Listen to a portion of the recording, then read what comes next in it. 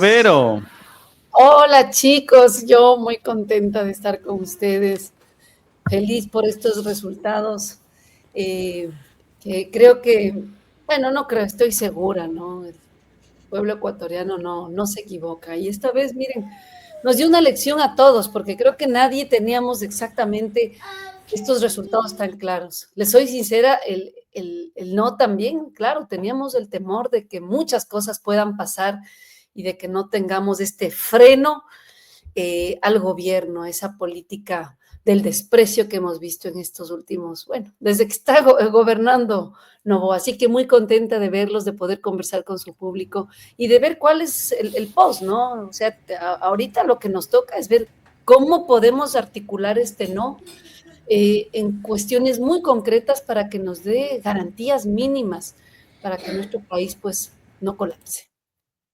Bueno, Vero, la buenas verdad, noches. dale. Gracias por estar con nosotros, Vero. ¿Cómo te sientes en lo personal por el trabajo que tú realizaste? Porque, a ver, esta invitación, aparte de lo importante que es escuchar tu voz, también es un reconocimiento a tu trabajo hecho en campaña. Aquí vamos a invitar a todos los Avengers, van a pasar por aquí. No, durante la campaña no me No, invitaron. Yo, ¿cómo? bueno, Pero es que estabas ocupadísima pues con tu agenda. Estabas, pero te veía a las 7 de la mañana, a las 9, a las 10, a las 7 en TikTok, te veía en todas lados y me parece pero excelente, con los Vero. outsiders uno siempre tiene tiempo. Yo dije, ya estos chicos ya no me quieren, ya no me han llamado. Oye, Vero, ¿cómo te sientes en lo personal? Como Verónica Silva, ¿qué te deja esta campaña? ¿Qué te deja esta campaña?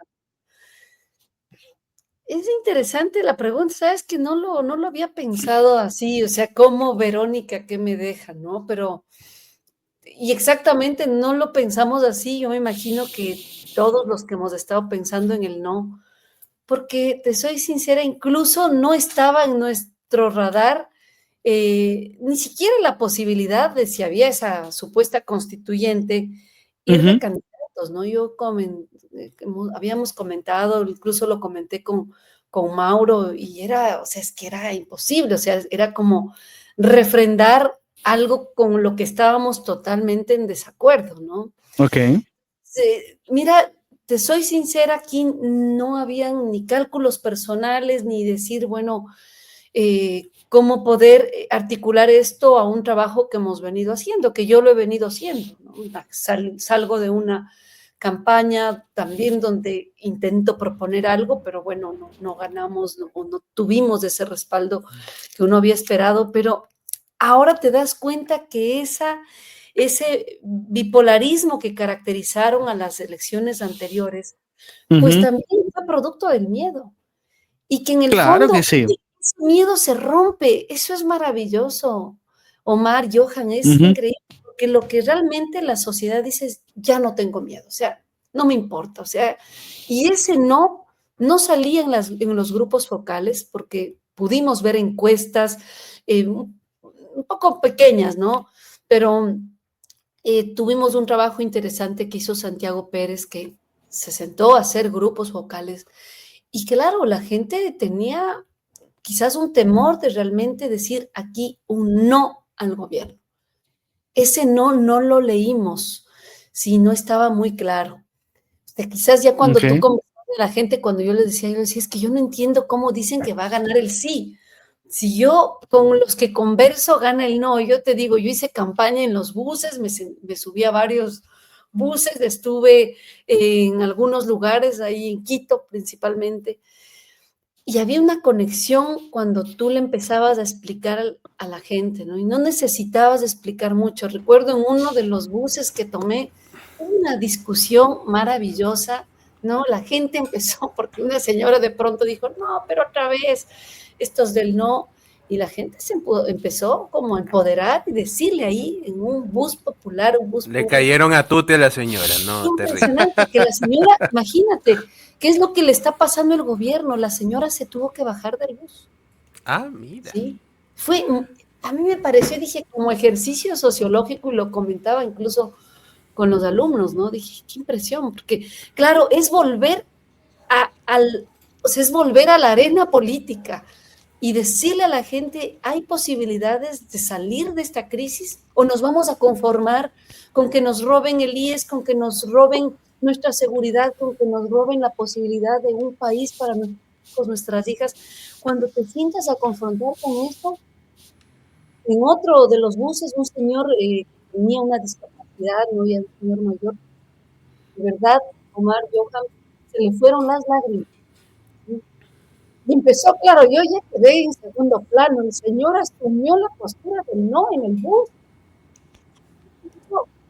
Es Ecuador, es Ecuador de la indignación, es Ecuador de no poder creer que nos están gobernando con tanto desprecio, con tanta violencia, con tanto racismo.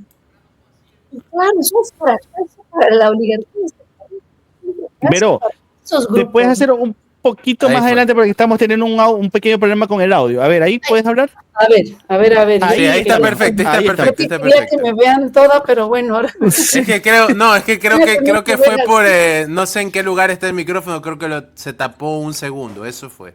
A ver, sí, ok. Quizás lo limpio un poquito aquí, no sé, a ver.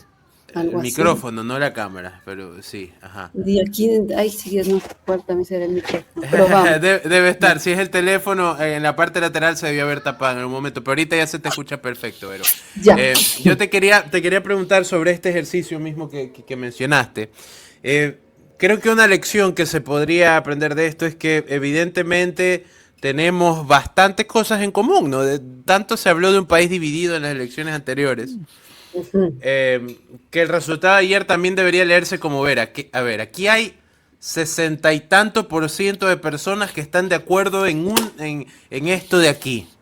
Ahora, ¿cómo se hace para a partir de eso construir algo que se sienta lo más parecido a unanimidad, que parece que en este país no hay en nada? Yo creo que evidentemente en el tema de la constituyente y en el tema de las bases hay una unanimidad, ¿no? Porque se lo preguntó y la gente respondió. Y lo respondió de forma aplastante. Hoy hablaba, muchas personas que votaron el sí en otras preguntas, votaron no en la constituyente, por el temor y por la certeza también de que entienden que eso implicaría no solo un gasto para el país, sino también que sus derechos estén en riesgo. ¿Cómo se construye una unidad a partir de eso? Es muy interesante y justo ayer lo comentábamos. Claro, tienes un 60% muy claro que le está diciendo al gobierno tiene que cambiar de rumbo. O sea, no le doy más mi confianza para esto que usted me está presentando. Y mira que las preguntas eran un gancho interesante. Por ejemplo, la pregunta 2 y 3, nosotros decíamos, quizás va a ser muy difícil que a pesar de la indignación con el gobierno, la gente no quiera también castigar a la asamblea, no quiera también castigar a los partidos, que no han sido esas correas de transmisión que uno esperaría. Eso es cierto. Pero imagínate, a pesar del descrédito que ha tenido la asamblea, la gente pues le dio esa negativa al gobierno, porque yo creo que hay que leerlo más, no en función de las preguntas, que un poco también fue la estrategia de algunos del no, o sea, la estrategia del no y la que un poco manejábamos era, no te centres tanto en explicar las preguntas, ¿sí? Porque si explicamos mucho las preguntas, pues sí, te vas a quedar en eso, en la trampa del gobierno, en anclarnos en el tema de las bases militares, que pues hemos visto que a algunos pues les hacía mucho sentido, ¿no? ¿Por qué no tener esa cooperación internacional? Porque precisamente no es solo una cooperación internacional, es ceder tu soberanía. Pero ¿cómo le explicas el tema de la soberanía, decíamos, cuando hay necesidades de resolver esta violencia que tenemos? Pues mira, que la gente lo comprendió muy bien. O sea, aquí hay un mensaje clarísimo de yo no quiero ceder mi territorio, ¿sí? No vamos a tener bases militares. Y mira con la contundencia que estuvo esa pregunta. Porque no es que fue apretado, ¿ah? Son casi 20 puntos, creo, también. ¿O no? Y sabes que yo creo que también hay que comparar entre la 1 y la 2, entre la 1 y la 3, o sea, o por lo menos entre la 1 y 2 y 3, ¿sí? O sea, la gente sí distinguió y hubo un porcentaje mayor que a la 2 y 3 le dieron el sí, ¿no es cierto? Claro. Pero mira que a la 1 y la 4, o sea, y O sea, a ver, la 4... de que el pueblo no la tiene claro, esas teorías realmente, eso, que no nos valoran, que acaban con ese nacionalismo que existe en nuestro país, se desbaratan. Ahora, mira, en la pregunta A, en la pregunta... En la pregunta A, el no gana con el 60.79 y en la pregunta D gana con el 61.74, pues, o sea, nada más y nada menos. O sea, no es que fue 51-49, 48-52, no, o sea, son 20 puntos, muchachos, o sea, son 20 puntos de distancia que le saca. Bueno, aunque al ser dos opciones es técnicamente 10 que se convierten, pero son 10 puntos, pues muchachos. Estamos hablando de casi 2 millones de votos, pues, de diferencia. No es nada más y nada menos. O sea, es una respuesta contundente. Pero, ¿qué piensas de la pregunta de los asambleístas? A mí me da mucha curiosidad porque era la pregunta más fácil a venderse. Es decir, decirle a la gente, oye, ¿quieres que tengamos menos asambleístas? Parece que era un sí rotundo. Era básicamente preguntarle, oye, ¿quieres que pegarle a tu mamá sea ilegal? Y la gente a eso digo no. ¿Por qué crees que se da? ¿Crees que también solamente sea una respuesta a la gestión del gobierno o crees que hay algo más a leer ahí? O sea, primero sí, o sea, el gran paraguas es el no al gobierno, ¿sí? Yo creo que esa fragilidad institucional que hoy presenta el gobierno de Noboa también se ve en la calidad de sus voceros, ¿sí? No tenía quien sustente quizás como tú dices, con la facilidad que podría haberse vendido esa pregunta.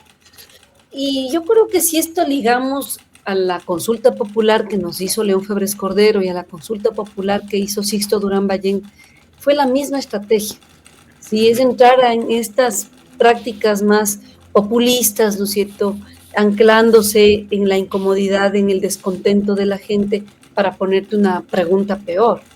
Y bueno, con León Febres Cordero perdió la consulta, con Sixto Durán Ballén perdió la consulta, con Lasso perdió la consulta, ¿sí? Y bueno, el mismo Noboa en su primera consulta popular, en las dos preguntas claves que él tenía, la gente le dijo no. Entonces aquí es interesante más bien leer, o sea, que hay un pueblo bastante consciente, ¿no? Que hay un pueblo que tiene las suficientes posibilidades y experiencia de vida para darse cuenta cuando hay una mentira.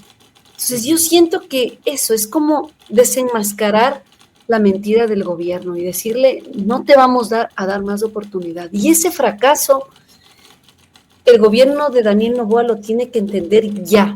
O sea, lo que hoy vimos con los voceros tratando de justificar con la ignorancia del pueblo, porque eso fue, o sea, no, dijo, de verdad, no tienen la humildad de reconocer que se están equivocando y que si no cambia de rumbo, esta crisis puede continuar. O sea, la crisis no va a tener una solución si el gobierno no nos da certezas de que la violencia está bajando, de que la situación económica mejora.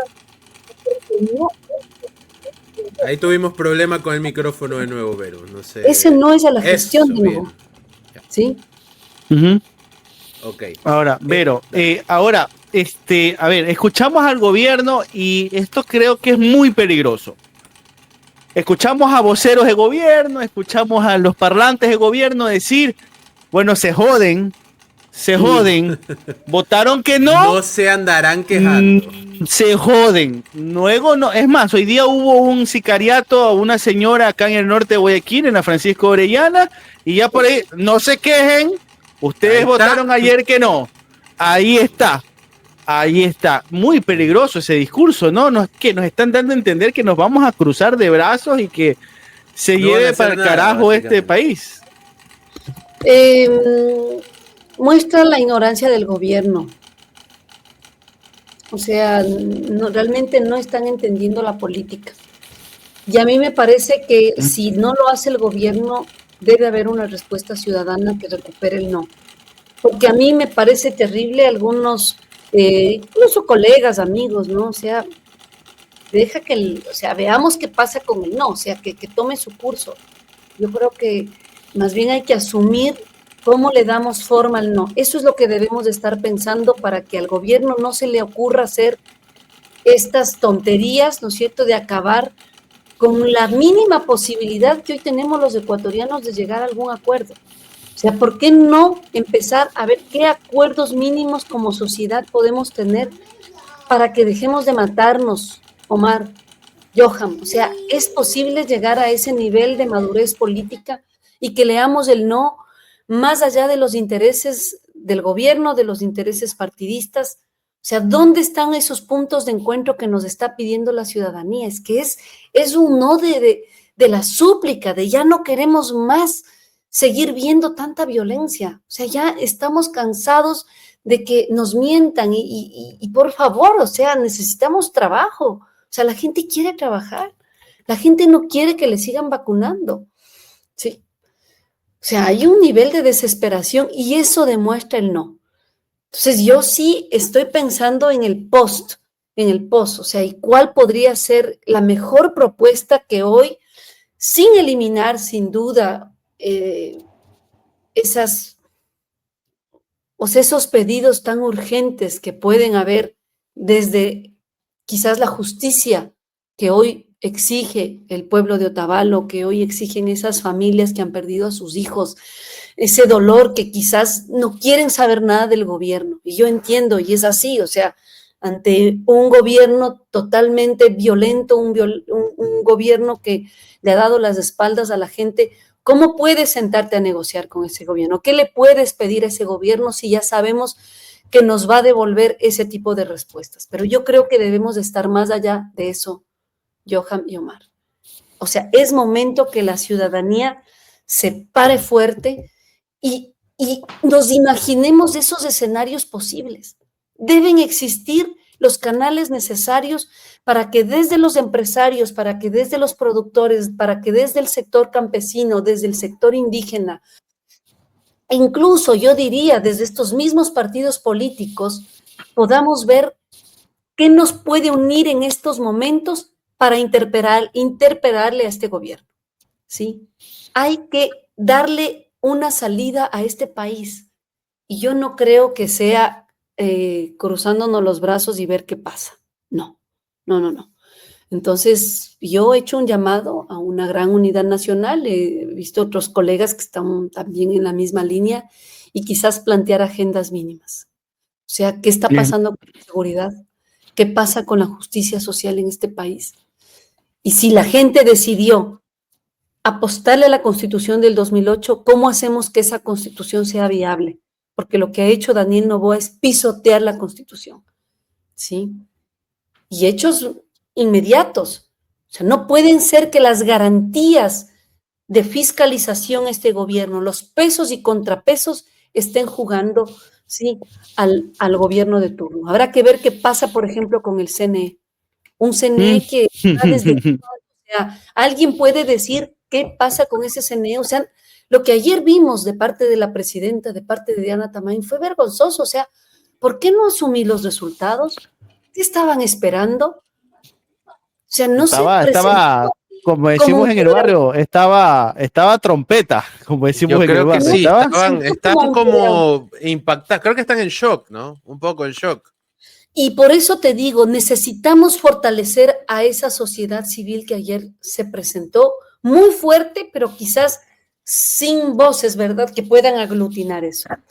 Y no necesariamente aquí necesitas a alguien que lidere el no, lo que necesitamos es pensar en eso que hemos venido conversando, en esa política de la confluencia, en esa política horizontal, en esas distintas voces que podamos empezar a construir ese Ecuador de paz que queremos. Entonces, yo sí veo ahí que la interpelación al gobierno es uno de los pasos, pero ahora vienen qué agendas se pueden plantear. Y bueno, ahí se abre una discusión, muchos no estarán de acuerdo, muchos te dirán, ¿cómo le vamos a plantear eso a este gobierno? Pero yo creo que desde la democracia, desde el patriotismo, desde creer en nuestras instituciones.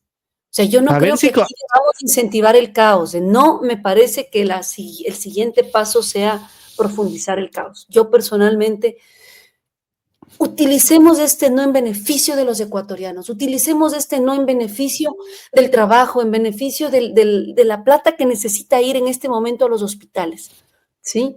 O sea, obliguémosle al gobierno, o sea, tiene que sacar a Reinberg en este momento, no puede ser un personaje válido para que pues sea un canal con la población. O sea, hay ministros que de verdad están acabando con esas posibilidades mínimas, ¿sí?, de lograr los consensos sociales.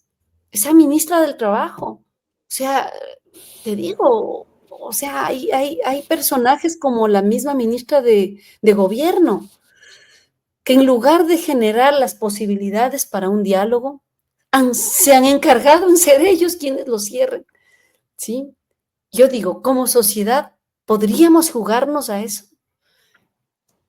Y a mí me parece que puede ser un escenario posible. Quizás, obviamente, esto no se hace con una sola voz. No, claro, y aparte tiene que ser Vamos a algo tener esa, tangible y que sea pronto, ¿no? Y que y que todos se sea pronto. reúnan y que por lo menos se sienten. Sí, interpelar al gobierno. Interpelar al gobierno. Eso es lo que necesita. Eso no quiere decir ceder ante el gobierno, que mucha gente lo podría leer de esa forma. Quizás Sino más bien, algunos ya lo han leído así, obviamente que no, o sea, es aquí hacer política. Oigan, el caos no es política, el caos es la negación de la política y la violencia también es la negación de la política. o sea, el caos Podemos incluso llegar puede a ser una acuerdos. herramienta para la antipolítica, ¿no? Que es algo Obvio, que ya lo hemos visto obvio. usar incluso este mismo gobierno, me El atrevería a gobierno decir. quería el caos, o sea, si nosotros entrábamos a un proceso constituyente, si nosotros entrábamos, yo creo que se profundizaba la crisis. Lo que logra el no, y esto es interesante leerlo, es un llamado urgente a parar la crisis, ¿sí? O sea, la gente lo leyó muy bien, porque entrar a un proceso constituyente sin duda era profundizar este limbo institucional, este limbo jurídico, esta no saber qué iba a pasar con cuestiones tan concretas como voy a tener o no voy a tener salud en el IES. O sea, te juro que yo creo que hasta militares y policías que hacían ayer la fila para votar, yo era sorprendidísima, estoy seguro que ellos con más fuerza fueron a votar por el no. Después de lo que dijo del IFA y del ISPOR, no queda menos. Exacto, o sea, entonces, a ver, yo digo, chicos, y los digo aquí en su espacio, con sus micrófonos, pensemos en esas salidas. ¿Con quién? ¿Con qué actores? ¿A qué empresarios llamamos? ¿Por qué no hacemos de esto una agenda abierta? Porque no sea en mesas cerradas, ¿sí? Que no sea en cuartitos discutiendo los petit bureaux y discutiendo las... No, abran los micrófonos, ustedes pueden hacer esto. O sea, tendríamos que encontrar primero empresarios dispuestos a decir, hey, yo creo que hay muchos. Okay. Pero ese es uno de los sectores. Yo te digo, incluso sentémonos a hablar con sectores de la iglesia, de las iglesias. Aquí hay, oye, es interesante, la iglesia jugó también un papel crítico, no todas, o sea, en Quito salió también ese, quizás ese conservadurismo que no te ayuda, ¿no? Pero bueno, acá también. De hecho, hoy el cura de todos estuvo tuiteando fuerte y retuiteando fuerte también, entonces... Pero ya nos dimos cuenta que eso no importa, o sea, lo que ellos deben entender es que a pesar de toda la maquinaria gubernamental, a pesar de la cantidad de plata que se gastaron en esta campaña, la gente ya no les va a creer. Entonces, en este momento de crisis del gobierno, ¿sí? Es posible cambiar la ruta, sin decir, obviamente, que pues le estemos dando, ¿cómo decir? Algunos dicen, ¿cómo le estás dándole oxígeno al gobierno? No, es oxígeno al país. Es oxígeno al país. Sí. Leámoslo en estos términos y empecemos a pensar desde, o sea, como...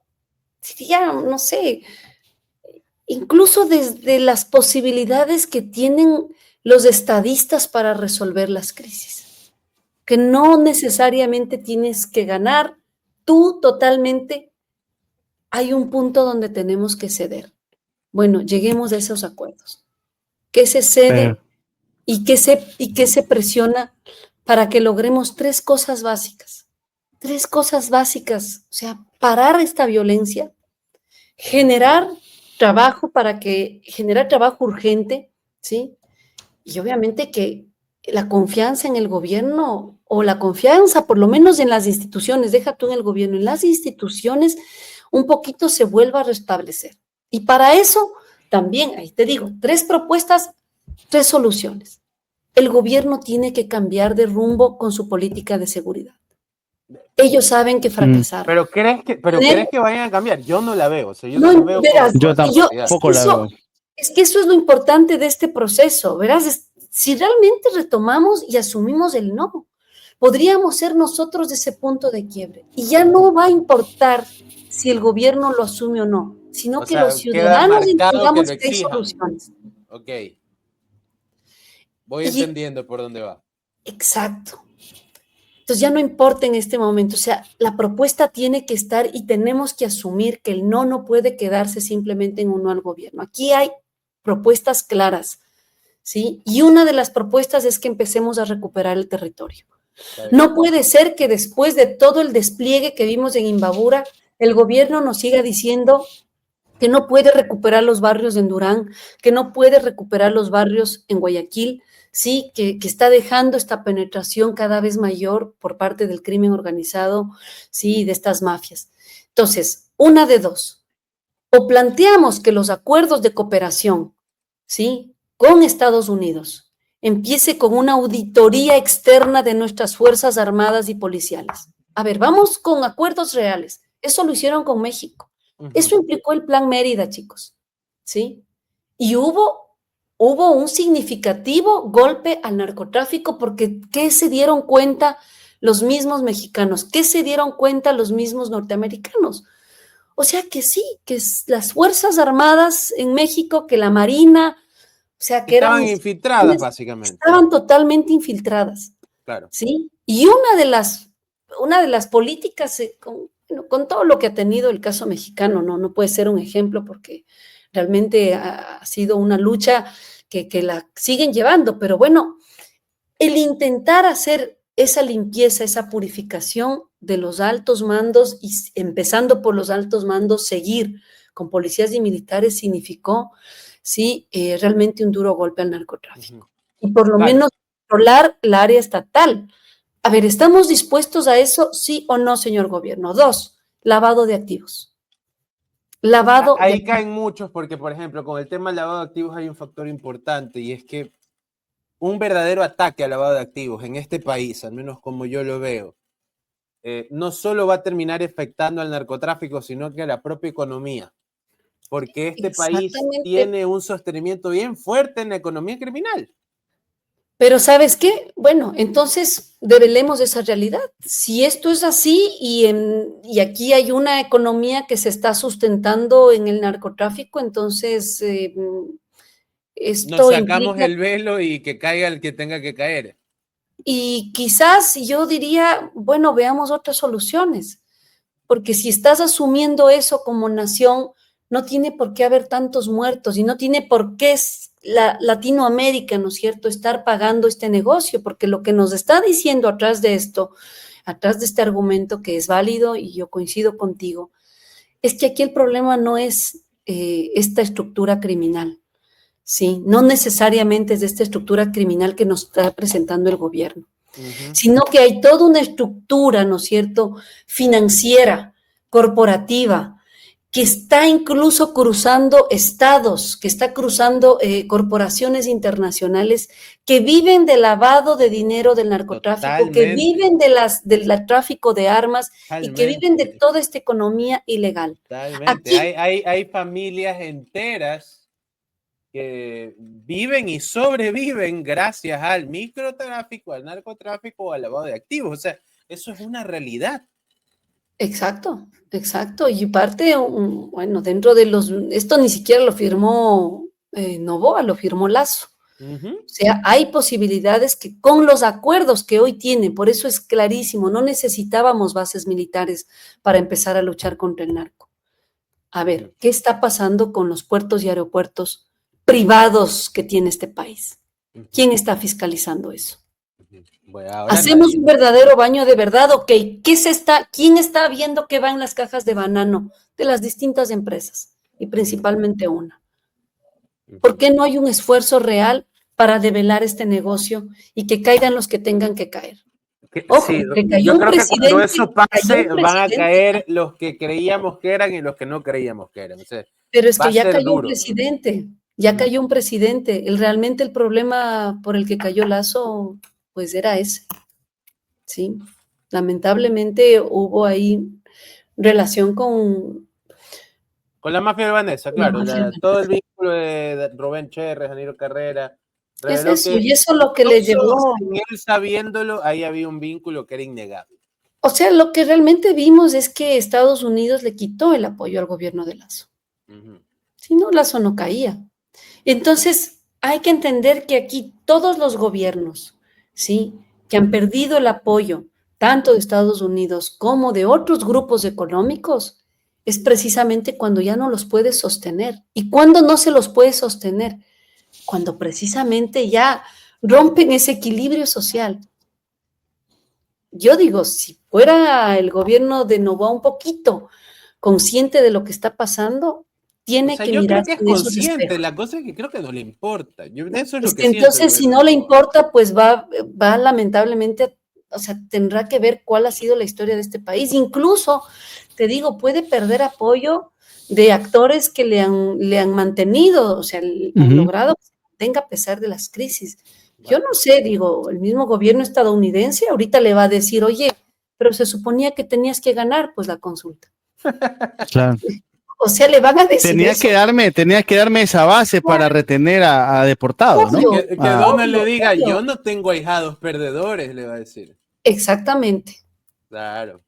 Así, y si empezamos a leer así la política, yo creo que podríamos también entender cuál es nuestra posición, cuál es nuestro papel en este momento. No puede ser de espectadores. O sea, no puede ser de veamos qué pasa y veamos cómo. O sea, porque en la mitad de esto hay gente que está muriendo. Sí, en la mitad de esto hay gente que sigue en unas condiciones de miseria imperdonable en este país.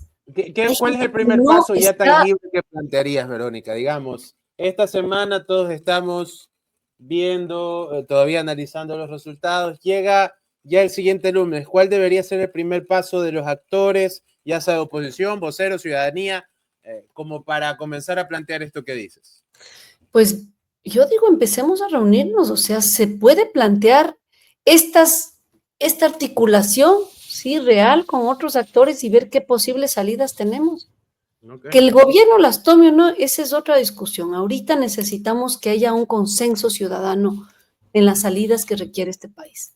Y Y ese sentarse y consenso ciudadano. discutirlo y así estemos, Exacto. digamos, unos tendrán una posición un poco más agresiva, otros una posición más pasiva y entre todos llegar a un acuerdo. Ese sería el plan. Exacto, e incluso te digo, levantar otras voces, ¿no? Levantar yo siento que hay un sector productivo totalmente desgastado, o sea, un sector productivo que no tiene opciones reales en este país.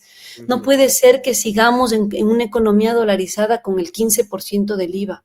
Sí. Esa fue una medida temporal, así lo planteó Noboa. No nos ha dado resultado, lo que ha hecho es achicar aún más la economía de los ecuatorianos, empobrecer más la vida cotidiana de la gente. O sea, no hay plata en este país, o sea, no hay dinero circulando. Hay que sentarse. O sea, ¿qué está pasando con la banca? ¿Por qué el dinero tiene que salir del Ecuador? ¿Por qué la banca de este país no hace un esfuerzo por decir, bueno, ¿es posible hacer una inversión real? Imagínate cuando hubo la crisis del COVID, todo el sector financiero de este país se unió, la unión de bancos, ¿no? Y le planteó al gobierno darle 60,000 millones, ¿sí?, para que pueda activar la economía. inmediatamente los dos bancos importantes dijeron, ¿cómo? No, eso no puede. O sea, hay ese dinero, existe ese dinero en este país. Ellos lo tienen y es dinero de todos los ecuatorianos. Sí, ese es el dinero que viene de las remesas, ese es el dinero que entra y salen, ¿no es cierto?, exportaciones, importaciones. Ellos lo están manejando. ¿Por qué no permiten que el dinero empiece a fluir en este país? ¿Y qué hizo Lazo y qué hicieron otros banqueros?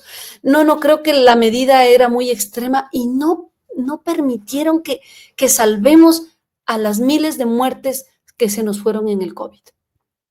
Fue terrible, pero lo anunciaron, ¿sí? Creo que la nota incluso lo sacaron en la televisión, hay una nota en El Universo, o sea, hay el dinero, ¿por qué no lo ponen? ¿Cómo logramos que ese sea un acuerdo, por ejemplo, del sector económico de este país? ¿Por qué no le apuestan a que la economía empiece a funcionar y que empiece a moverse?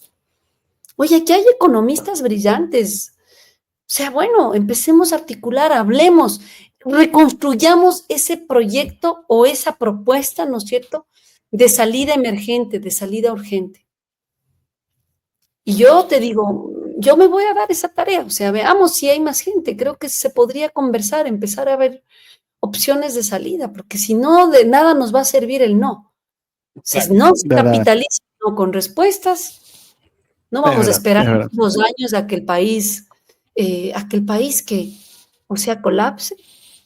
Entonces yo espero, te digo, de verdad, Omar, que haya ese suficiente amor por nuestro país para que dejando esos quizás intereses normales que puede haber en la política, pero que entiendan que hoy no estamos en ese momento, ¿sí? Y de que podamos dar ese salto y ojalá ver también ahí a los partidos políticos, a las organizaciones sociales, verle a la CONAIE. Yo creo eso. Ahora, Vero, espero que, a ver, no sé si tú tendrás todavía contacto con la gente de Pachacuti, pero sería espectacular que a ver si los 6 descarriados de Pachacuti, que con sus votos han estado aprobándose leyes en contra del poder, estos resultados les abran los ojos, ¿no? Que al menos les dé les llegue un poquito de sangre a la cara, ¿no? Digo, espero. Yo creo que ahora, si los partidos también no entienden que no es que sea un espaldarazo a los partidos, ¿sí? O sea, ojalá ese ejercicio de democracia interna, que la gente les está diciendo ya, ok, ustedes no son el verdadero enemigo, ¿sí? No les confiamos todo, pero ya sabemos que ustedes no son el enemigo. Eso es interesante. La gente entendió quién es el enemigo de la democracia, el enemigo del trabajo, el enemigo de que... O sea, no se está enfrentando con las instituciones como tal. Eso es muy interesante que los partidos políticos lo lean y empiecen a hacer un ejercicio democrático de no ponernos a los amigos, ¿sí? No ponernos a los familiares para ocupar puestos donde la representación tiene que ser sagrada, ¿sí? Y que ojalá estas propuestas, yo le escuché durante la campaña al Mauro Andino, que me parecían muy interesantes, o sea, aterrizar la fiscalización democrática, o sea, vamos a hacer que realmente los partidos políticos empiecen a funcionar en pos de los ciudadanos. ¿Hay internas o no hay internas? ¿Se puede castigar o no al transfugismo político? ¿Sí? ¿Me van a abrir realmente las cuentas de los partidos políticos? Porque el problema no está pues en los 4 millones de dólares que reciben todos los partidos que cumplen requisitos en un año. Está en los millones, en las millonadas que se gastan en las campañas electorales y no hay un CNE que quiera controlar. Ese es el problema. Pero entonces, yo sí creo que no nos permite fortalecer también a esa sociedad que, oye, hoy nos ha dado un ejemplo a todos. O sea, de queremos un Ecuador con leyes, de que queremos un Ecuador que nos escuche. No estamos de acuerdo con esta violación constante a nuestros derechos humanos, ¿sí? Estamos de acuerdo con esa Constitución y tiene que respetarse esa Constitución porque me refrenda mis derechos como trabajador, mis derechos como adulto mayor, ¿sí? Mis derechos como estudiantes. Hay que ver la votación, pero muchos chicos de voto facultativo entre 16 y antes de 18 años salieron a votar. Salieron a votar los abuelitos y las abuelitas. O sea, por favor, tomemos esta información, transformémosle en soluciones para la gente, ¿sí? Y más allá de que las tome el gobierno, más allá de que las tome el gobierno. Bueno, Vero, la verdad es que te agradecemos por estar acá, sé que tienes clases ahora. Así estaba ahí movilizándose. Claro. Gracias, Verito. Mira que fue de un momento a otro que le invitamos a Vero, pero ahí acomodó un poco la gente para eso. Así es estos chicos, de un momento a otro. Sí, perdón, sí, ya. Así somos, así somos. Pero... Así somos. Pero somos fieles, eso es lo bueno, ¿ves? Eso es lo bueno de los fieles. Gracias, Verito. Un abrazo inmenso y gracias por tu trabajo en campaña. Un abrazo fuerte y que o sea, ahorita esto es un ánimo para la acción. Eso es lo que nos deja no. Y bueno, un abrazo fuerte. Nos vemos pronto, ojalá pronto personalmente, ¿no? Claro que sí. Vamos a ver, hay que agendar. Gracias, Verito. Chao, chao. Bueno, chicuelos. Verónica Silva.